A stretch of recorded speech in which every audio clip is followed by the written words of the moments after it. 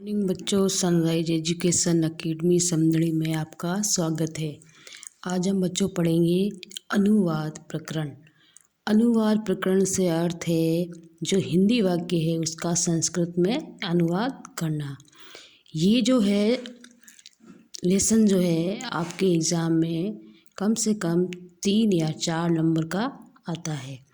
इसमें 7 या 8 जो है हिंदी वाक्य होते हैं और उसका हमें जो है संस्कृत में अनुवाद करना पड़ता है। तो सबसे पहले जो हम पढ़ेंगे अनुवाद प्रकरण में विभक्ति चिन्ह यानी कि कारक चित्त। तो कारक फिर चिन्ह और विभक्ति। कर्ता का जो चिन्ह होता है वह होता है ने और विभक्ति प्रथमा होती है।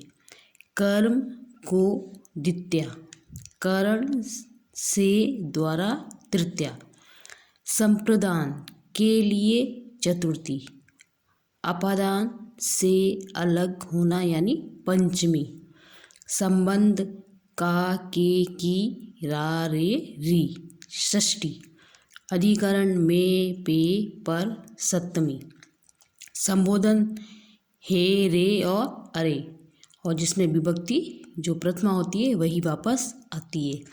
तो ये जो कर्ता चिन्ह है ये हमें वाक्य जब भी हिंदी वाक्य होता है तो उसमें ये जो चिन्ह है ये उस वाक्य को जोड़ने का काम करते हैं। जैसे मान लो राम ने खाना खाया, इस तरह का सेंटेंस आता है तो राम ने यानी कि प्रथमा विभक्ति होगी। तो हमें उसमें राम का जो है प्रथमा विभक्ति एक वचन का जो है रूप लिखना पड़ेगा। तो इस तरह से हमें ये चिन्हों की जानकारी भी होनी चाहिए। और फिर दूसरा ध्यान देने योग्य बात है कि हमें जो भी संस्कृत में पुरुष होते हैं प्रथम, मध्यम और उत्तम, उनके कर्ता कौन कौन से होते हैं उन कर्ताओं की जानकारी भी हमें होनी चाहिए। जैसे कि प्रथम पुरुष के कर्ता में पुल्लिंग के कर्ता होते हैं सह यानी एक वचन में सह, द्विवचन में तौ और बहुवचन में ते। सह यानी वह, तौ यानी वे दोनों और ते यानी वे सब। इसी तरीके से स्त्रीलिंग के कर्ता होते हैं प्रथम पुरुष में सा, ते, ता। इनके अर्थ सेम ही होते हैं हिंदी में। फिर नपुंसकलिंग के कर्ता त, ते, तानी। इसके अलावा जो भी नाम होते हैं वे सभी जो है प्रथम पुरुष के अंतर्गत ही आते हैं। जितने भी नाम होते हैं राम, रहीम, सीता, गीता, ये सब प्रथम पुरुष में ही आते हैं। मध्यम पुरुष के कर्ता त्वम, युवाम और यूयम।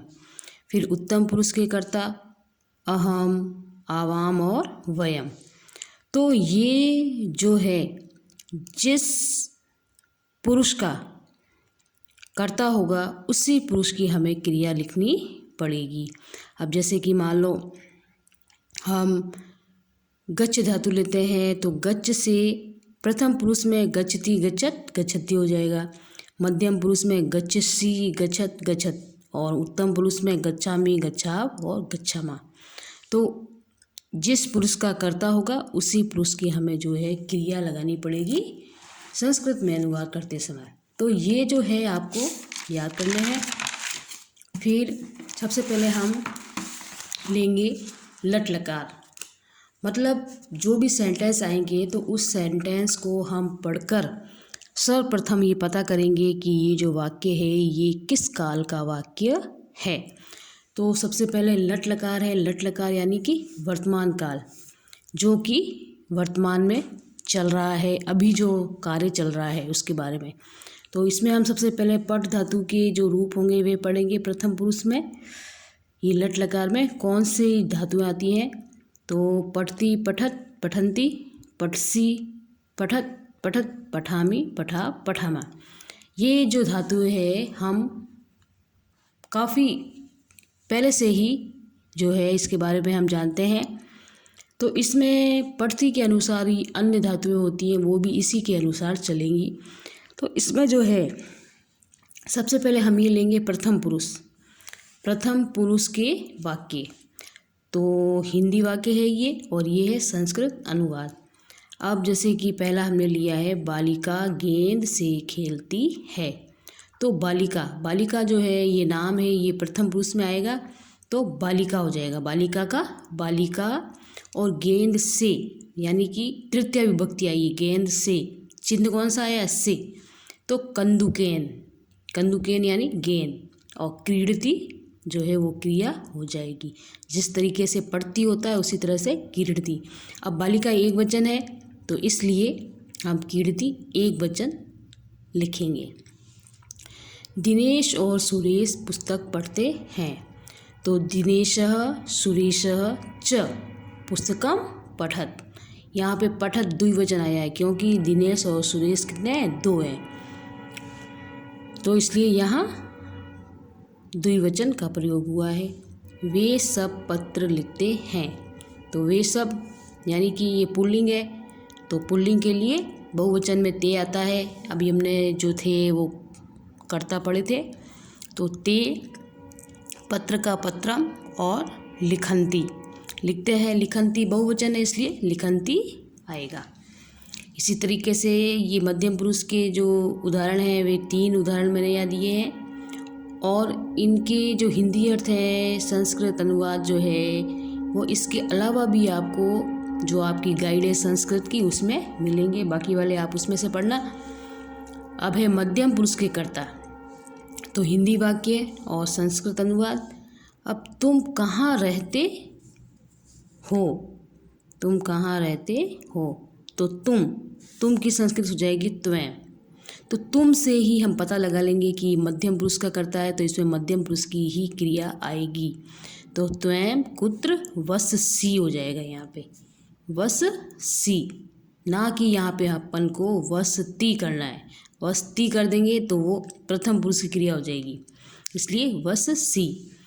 तुम दोनों यहाँ दौड़ते हो, तो तुम दोनों के लिए युवा अत्र धावथ। तुम सब कब खाते हो, तो यूयम कदा खादथ। इसी तरीके से अब उत्तम पुरुष के वाक्य हैं, हिंदी वाक्य और संस्कृत अनुवाद। मैं पाठ पढ़ता हूँ, तो अहम पाठम पठामि। अहम जो है उत्तम पुरुष का कर्ता है इसलिए उत्तम पुरुष की ही क्रिया आएगी। हम दोनों बाजार जाते हैं, तो अहम आपणम, यहाँ पे हो जाएगा बाजार का क्या हो जाएगा, आपणम, आपणम आपणम गच्छामि,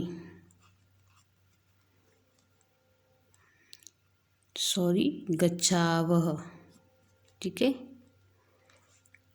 क्योंकि हम दोनों जो है वो उत्तम पुरुष है तो उत्तम पुरुष द्विवचन का यहाँ पे प्रयोग होगा। अब है हम सब प्रश्न पूछते हैं, तो हम सब के लिए वयम, और प्रश्न के लिए प्रश्नम, और प्रच्छाम बहुवचन है इसलिए प्रच्छाम। अब हम पढ़ेंगे लट लकार हो गया है, लट लकार के बाद में जो है हम पढ़ेंगे लंग लकार यानी कि भूतकाल का प्रयोग।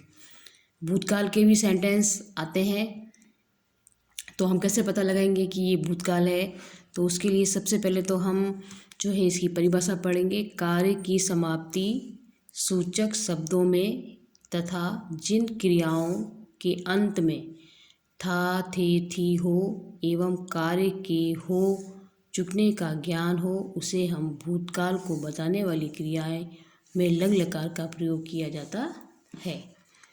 तो इसमें जो धातु होती है, तो एक धातु का रूप मैंने लिखा है गच्छ यानी जाना।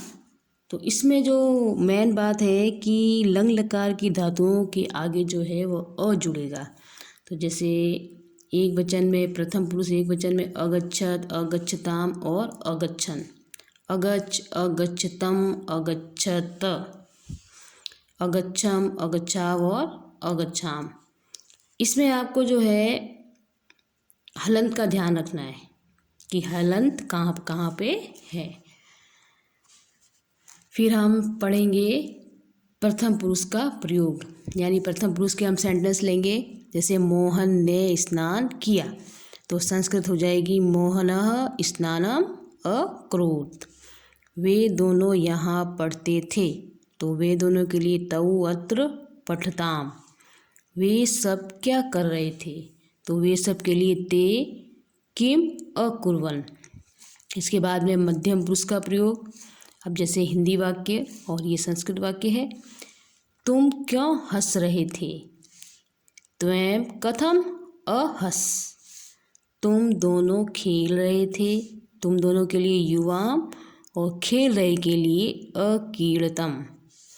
तुम सब बाग को कब गए थे, तो यूयम उद्यानम कदा अगच्छत। इसी प्रकार से अब है इसमें उत्तम पुरुष का प्रयोग। पहला उदाहरण है मैंने पुस्तक पढ़ी थी, तो मैंने के लिए अहम पुस्तकम अपठम। हम दोनों घर गए थे, आवाम गृहम अगच्छाव। हम दोनों ने भोजन खाया, तो आवाम भोजनम अभक्ष्याव। तो ये हो गया हमारा जो है लंग लकार। अब हम पढ़ेंगे लिट लकार, यानी कि भविष्य काल का प्रयोग।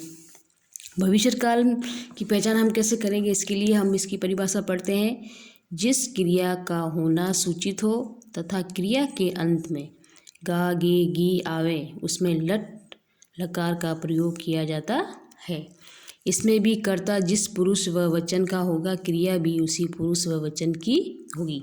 तो इसमें मैंने क्रीड़ धातु के जो हैं वो रूप लिखे हैं। कीड़िष्यति, कीड़िष्यत, कीड़िष्यन्ति। फिर मध्यम पुरुष में कीड़िष्यसि, कीड़िष्यथ, कीड़िष्यथ। उत्तम पुरुष में हो जाएगा कीड़िष्यामि, कीड़िष्यावा और कीड़िष्यामा। इसी तरीके से अब इसमें प्रथम पुरुष के प्रयोग पढ़ेंगे। सबसे पहले उसके उदाहरण पढ़ेंगे। रमेश कल यहाँ आएगा। आएगा यानी कि भविष्यकाल, यानी लिट लकार। तो रमेशः कल के लिए शव, और यहाँ अत्र आगमिष्यति। वे दोनों दूध पिएंगे। तौ दुग्धम पाश्यत। वे सब चित्र देखेंगे। ते चित्रम दृश्यन्ति। इसमें जो है ये लिट लकार में कुछ क्रियाएं जो होती हैं वो अलग होती हैं, तो इस बात का आपको ध्यान में रखना है। मध्यम पुरुष के कर्ता, मध्यम पुरुष के उदाहरण। अब जैसे हिंदी है तुम पाठ याद करोगे, तो संस्कृत में हो जाएगा त्वं पाठम स्मरिष्यसि। तुम दोनों भोजन खाओगे, तो युवाम भोजनम खादिष्यत। तुम सब कार्य करोगे, यूयम कार्यम करिष्यथ। इसी प्रकार से उत्तम पुरुष के प्रयोग, हिंदी वाक्य और संस्कृत वाक्य। पहला वाक्य है मैं जयपुर घूमने के लिए जाऊंगा, तो संस्कृत में हो जाएगा अहम जयपुरम भ्रमितुम गमिष्यामि। के लिए, घूमने के लिए, तो इसमें भ्रमितुम यानी कि तुम प्रत्यय इसमें लगा है। हम दोनों गेंद से खेलेंगे, तो हम दोनों आवाम कंदुकेन क्रीडिष्याव। हम सब कहानी कहेंगे, वयम कथाम कथयिष्यामा। अब हम पढ़ेंगे लूट लकार, यानी आज्ञार्थक काल। तो आज्ञार्थक काल जो है इसमें आज्ञा देने अथवा निमंत्रण अर्थ में लोट लकार का जो है प्रयोग किया जाता है, यानी वाक्य में आज्ञा दी जा रही हो, तो इस तरह का वाक्य हो तो हम उसमें लोट लकार की क्रियाओं का प्रयोग करेंगे। तो लोट लकार की क्रिया में मैंने लिख धातु के रूप लिखे हैं। प्रथम पुरुष में लिखतु, लिखताम, लिखंतु। मध्यम पुरुष में लिख, लिखतम और लिखत। उत्तम पुरुष में लिखानी, लिखाव और लिखाम। परिभाषा हमने पढ़ ली है। आज्ञा के अर्थ में जो है इस क्रिया का प्रयोग होगा। तो सबसे पहले हम प्रथम पुरुष के उदाहरण लेंगे। हिंदी वाक्य और फिर संस्कृत अनुवाद। वह अपने घर जावे, तो इसकी संस्कृत हो जाएगी सः स्वगृहं गच्छतु। वे दोनों मैदान में खेलें, तो तौ क्षेत्रे क्रीडताम। वे सब फूल ले जावें, ते पुष्पाणि नयन्तु। मध्यम पुरुष का प्रयोग। हिंदी वाक्य तुम विद्यालय जाओ, तो इसमें आज्ञा दी जा रही है त्वं विद्यालयं गच्छ। तुम दोनों जल पियो, युवां जलम पीबतम। तुम सब मित्रों के साथ खेलो, यूयं मित्रैः सह क्रीडत। इसी तरीके से उत्तम पुरुष। हिंदी वाक्य मैं पाठ पढ़ूं, इसमें स्वयं को आज्ञा दी जा रही है अहम पाठम पठानी। हम दोनों पत्र लिखें, आवाम पत्रम लिखाव। हम सब कार्य करें, वयम कार्यम करवाम। तो ये हमारा जो है लोट लकार की क्रिया या उसके हिंदी अनुवाद से संस्कृत अनुवाद हमने किया। अब हम करेंगे विधिलिंग लकार, यानी कि 5वां लकार। विधिलिंग लकार जो है इसका प्रयोग प्रेरणार्थक और चाहिए के अर्थ में किया जाता है। जैसे कि विधि, प्रेरणा, चाहिए अर्थ बताने में इस क्रिया में विधिलिंग लकार का प्रयोग किया जाता है, यानी कि वाक्य के अंत में जो है चाहिए होना चाहिए। अब इसमें मैंने हस धातु के रूप लिखे हैं हसेत, हसेताम, हसेयु, हसे, हसेतम, हसेत, हसेयम, हसेव और हसेम। अब प्रथम पुरुष का प्रयोग करेंगे हम इसमें। हिंदी वाक्य और संस्कृत अनुवाद। राम को पढ़ना चाहिए, यानी कि राम को पढ़ना चाहिए। ये सेंटेंस पढ़ते ही हम समझ जाएंगे कि इसमें विधिलिंग लकार है, तो इसमें विधिलिंग लकार की क्रियाओं का ही प्रयोग होगा। तो रामः पठेत, राम एक वचन है इसलिए रामः पठेत।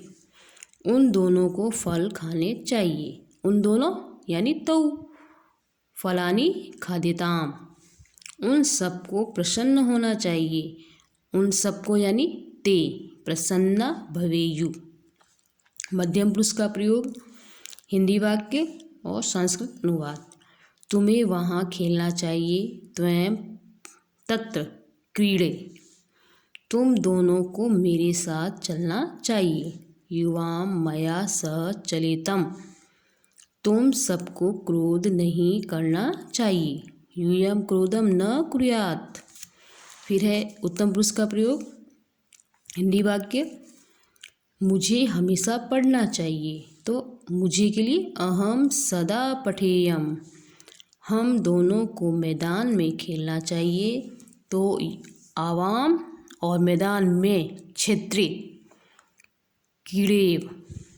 हम सबको शिक्षकों की आज्ञा माननी चाहिए, तो वयम शिक्षकानाम आज्ञां पाल्येम। तो ये जो हमारे हैं 5 लकार कंप्लीट हो गए हैं। तो अब आप जो है ये 5 लकार की परिभाषा याद कर लोगे, तो आपको एग्ज़ाम में जो है ये किस काल का वाक्य है ये पहचानने में आपको आसानी हो जाएगी, और फिर उसी के अनुसार आप जो है उन धातुओं का प्रयोग आप कर पाओगे। तो इसके अलावा भी आपको जो है अपनी गाइड में से अन्य महत्वपूर्ण हिंदी वाक्यों का संस्कृत में अनुवाद दिया हुआ होता है, वो भी आपको पढ़ने हैं। ये तो मैंने आपको समझाने के लिए इतने ही बताए हैं, कम ही बताए हैं। इसके अलावा आपको सारे जो वाक्य हैं वो आपको उसमें से आपको पढ़ने पड़ेंगे। तो ये जो काम है आप डेली पढ़ेंगे तभी आपको याद होगा, वरना आपको याद नहीं होगा। और साथ साथ में आप धातुएं भी याद करते रहें, क्योंकि धातुओं के बिना आप जो है हिंदी अनुवाद नहीं कर पाएंगे। तो हमारा जो ये चैप्टर है हिंदी अनुवाद वाला प्रकरण वो पूरा हो गया है। आप इसको मैं PDF भेजूँगी और आपको ये जो काम है अपनी कॉपी में करना है। ठीक है बच्चों, ओके।